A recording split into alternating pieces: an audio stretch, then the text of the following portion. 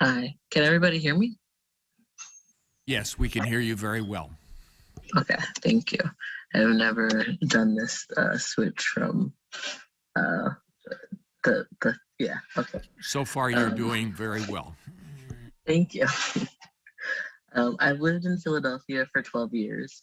During most of that time, I lived in West Philadelphia. I recently moved to the Germantown neighborhood of Philadelphia. Pennsylvania's legislative reapportionment process can and must be better, and the result of this work must be fair maps that allow people across the Commonwealth to get the representation they deserve. Prior to the release of the 2020 census data, the LRC must hear from communities of color across the state.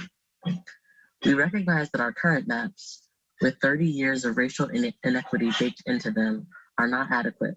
But more than that, our current district lines do not account for changes in Pennsylvania demographics.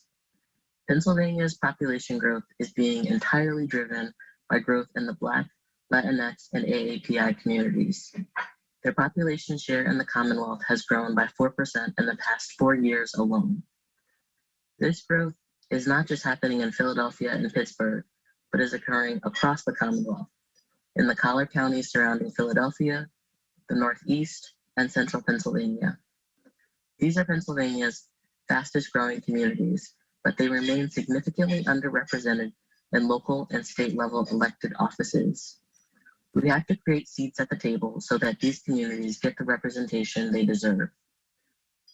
Communities of color in Pennsylvania are growing at 12 times the rate of the white population.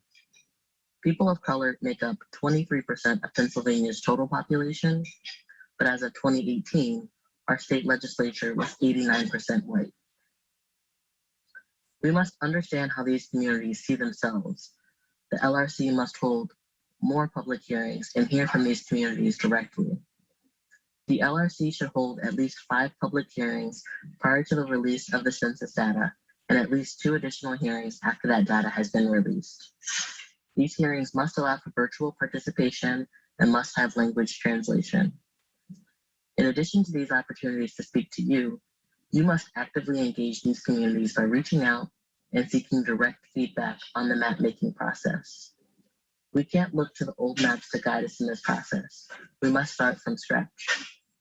The political maps drawn in 2021 must reflect the changing demographics of our Commonwealth and must create opportunities for historically undercounted communities.